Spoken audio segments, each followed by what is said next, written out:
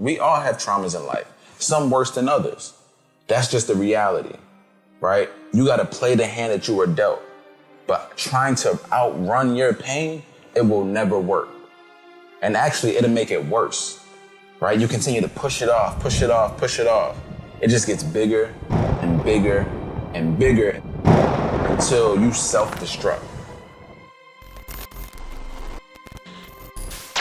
So many people self-destruct because they weren't bold enough, they weren't resilient enough in the moment to address the issues that they had at hand. So it became a bigger issue, a bigger challenge, a bigger worry. And over time, it became harder to put that mask on and to try to save face. When I was 18 years old, I was just graduated high school, first generation high school graduate. I'm the first one in my immediate family to graduate from high school. And during that summer after graduation, I ended up staying with my grandfather. I had earned a full-ride scholarship to play basketball in Memphis, Tennessee. And I was staying with him because he lived super close to the basketball courts. So I can go there, I can train, I can do what I needed to do, right? Sometimes I would be training 3 times a day because that's how focused I was, that's how determined I was. And I remember coming home from the basketball courts one day and I see my grandfather sitting on the couch holding his stomach. And I'm talking about my man looked like he's in a lot of pain. And it was weird because I just always remembered him being so handy, being so active, always looking to help others, right? I never really saw him in pain. I asked my brother who was at the house with him all day, I said, hey, how long has he been like this? He said, man, he's been like this all day long. I said, look, we got to take him to the hospital.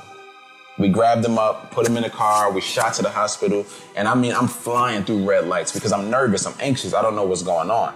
So we get him to the hospital, we get him there. A few moments later, the doctor comes from the back. He asks, is this the Evans family? And this is us. He says, Mr. Evans has what we like to call gangrene. And he has this bacterial gangrene infection, and what it's doing is it's eating away at his intestines. And I remember sitting there like, what are you talking about? Like, what do you mean? He said, yeah, he won't make it to the morning.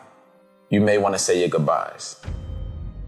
And I remember that would be the last time I would see him, with tubes in his mouth. His eyes had this glassy yellow look. It was the craziest thing I've ever seen.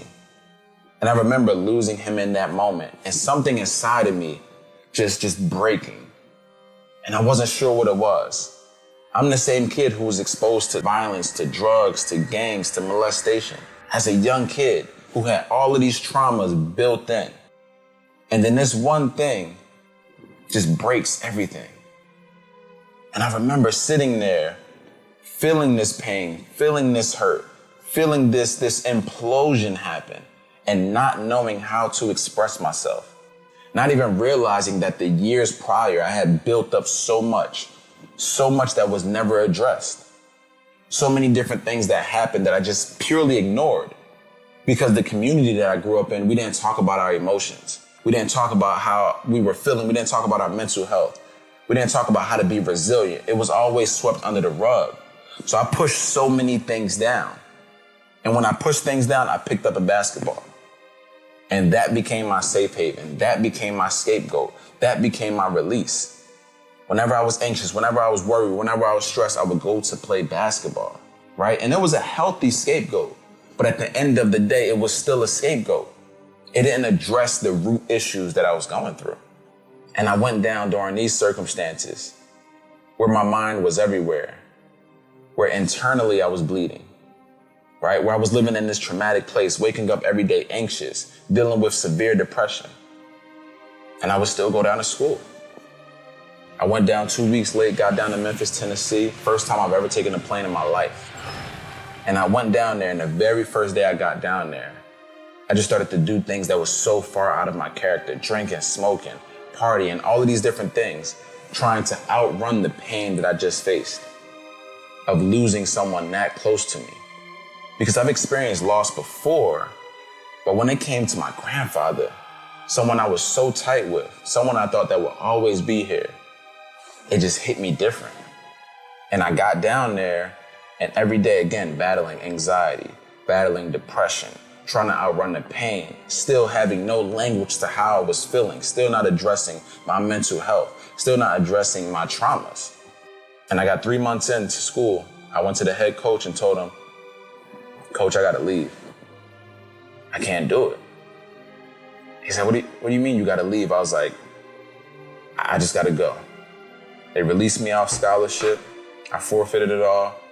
I came back home. See, what the coach didn't know was that I was battling with the anxiety and the depression and the mental challenges.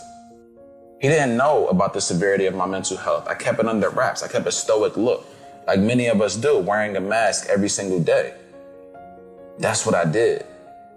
And I ended up getting another full-ride scholarship to play basketball, this time in New Mexico.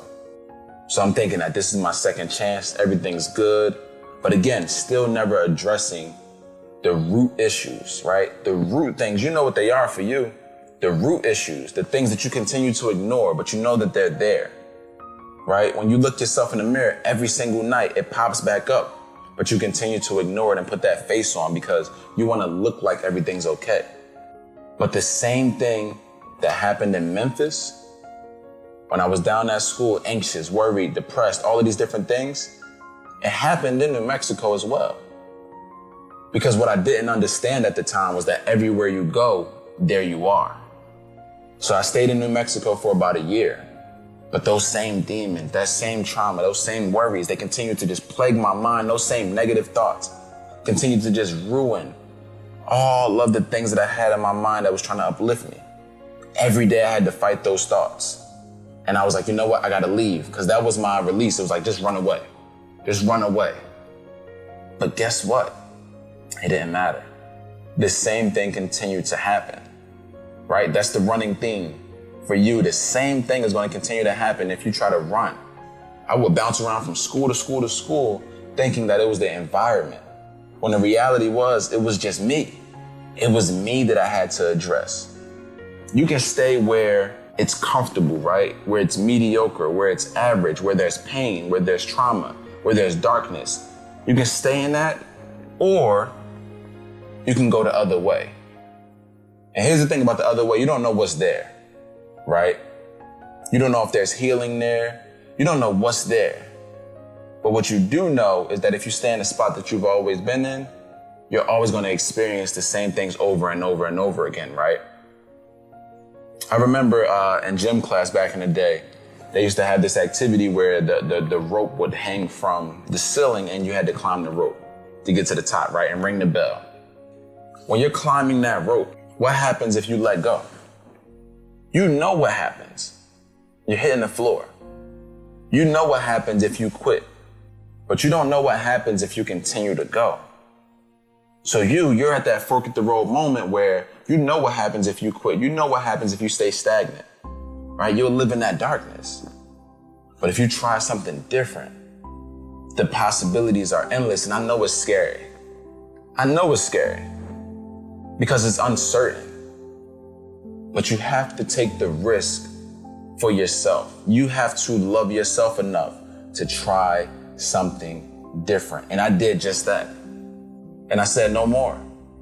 I don't know what this other thing looks like, but I'm going to try it. I don't know what healing looks like, but I'm going to try it. I don't know what addressing my mental health looks like, but I'm going to try it. I don't understand necessarily what resilience looks like, but I'm going to try it. One of the biggest things for me was going to therapy.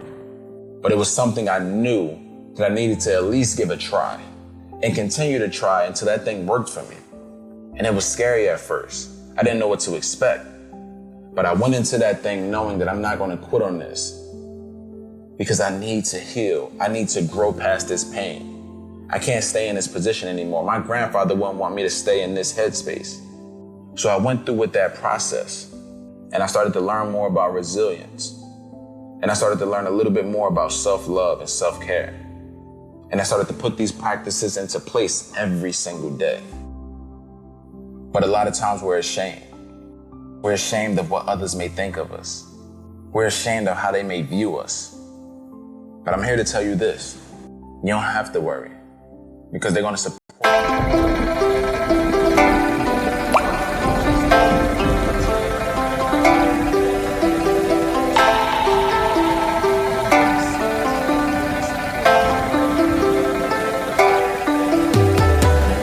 buồn mà cất lời không lên.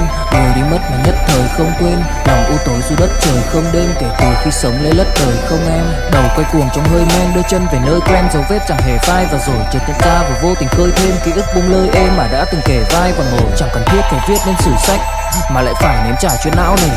Chẳng thể biết thời tiết đẹp như tranh, thực ra là đằng xa có một cơn bão về. Chẳng cần mơ hay chờ đến vạn kiếp để ta được cạn tiếp cho hết chén dao bôi. Rồi chẳng thể nỡ để vỡ mười nhân duyên, nên ta chỉ khấn nguyện chọn đời này chung lối thôi.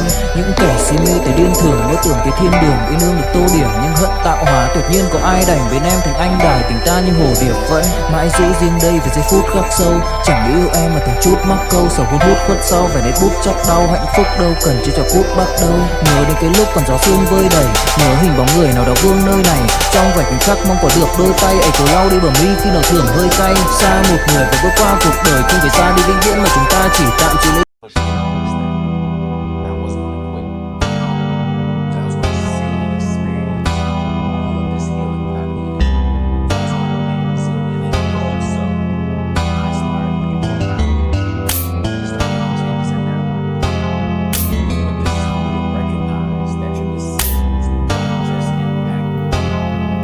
Em đến nhẹ nhàng như cách em đi qua, cái khẳng lãng mạn như thi ca khiến anh chẳng nhớ được gì cả, chỉ chút vội vã anh ghi. Và anh không biết được là đôi mình còn gần bên nhau bao lâu nữa. Nhiều lúc anh nghĩ hay thôi mình có lẽ là đừng yêu nhau nữa, vì cãi vã nhiều quá anh mệt lắm, chia tay nhiều quá anh mệt lắm. Tất cả ở em đều mệt lắm, nhưng rồi thời gian cũng hết năm. Em thì vẫn ở đó, vẫn nắm chặt tay, vẫn kể môi sát môi. Anh thì vẫn như vậy, vẫn nghệ sĩ nghèo chỉ có lời hát thôi. Em à, người ta mất nhau trong 2 tuần và ta xa nhau cũng 2 lần. Anh không có phải thằng khờ cũng biết trái tim đâu đó đã phai dần. Phải cần một sự liều lĩnh để thấy mình còn luyến thương nữa không. Mình sống với nhau như vợ chồng, những tình thế này thì chưa giống. Bài nhạc anh viết vẫn chưa xong, liệu rằng ngày đó có Khi say anh thường hay nhắc về em, mong khỏa lấp những u tối khoảnh khắc về đêm. Nghe lại bài ca ngày xưa cũ ta hát về nhau, nhớ những giấc mơ ta từng ước to tát về sau. Và đó là khi mà anh dần lụy là không làm chủ chính mình, thấy không gian trở nên tồi tệ, mọi thứ bao phủ chính mình.